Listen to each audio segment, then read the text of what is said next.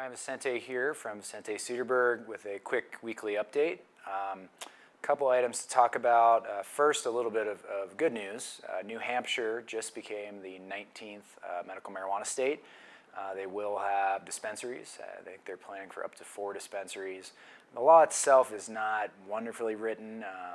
It requires, for instance, that a patient has to have a 3-month relationship with their doctor before they can write a recommendation for medical marijuana.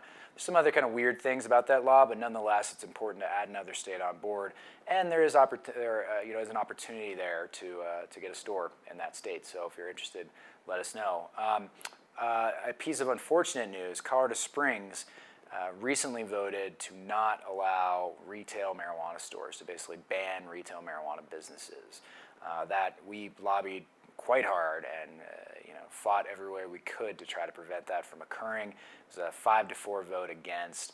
So we're really kind of now figuring out what the path forward is for Colorado Springs, whether we try to put something on the ballot or continue lobbying.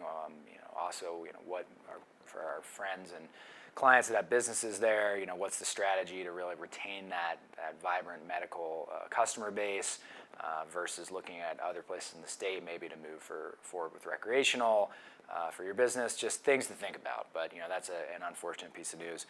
And then the final thing, just quickly, is we have these working groups that have been set up by the Department of Revenue. They're going to be meeting for the next couple weeks to essentially amend and discuss the emergency rules, which came out on July 1. Those are the new rules, really, for these recreational businesses. The idea is these 4 working groups will be looking at those emergency rules, also discussing some medical marijuana issues, because there's kind of a broader melding of medical and recreational regulations. And then by October 1, the state will then say, hey, these are actually the final rules, and there'll be opportunity for public comment and so forth. We are attending every one of those hearings, and we have written updates, as well as we'll be updating via these videos. We will be sending out a written update with the big points to keep in mind from these groups every week.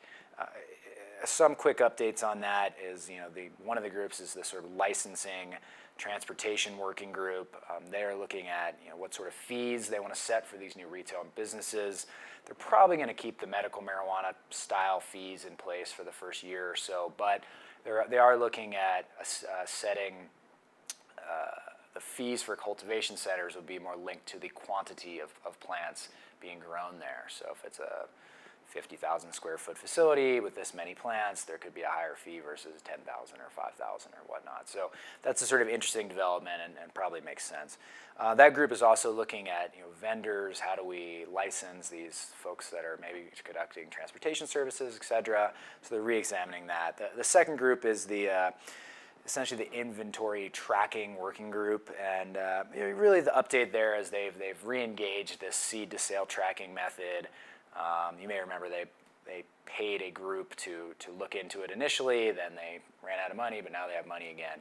So we think that's going to be just, the POS will be tied in with the state system, and it should be fairly smooth. We'll see. One piece that's interesting that group is also considering is online sales, how those should work. It appears that they feel that you can place an order online, but you can't actually pay online. So that seems to be the direction that's heading in. The labeling group, which actually Christian is a part of, is really just looking at how do we establish issues of product safety and so forth. One of the interesting things that they're looking at doing is in terms of advertising.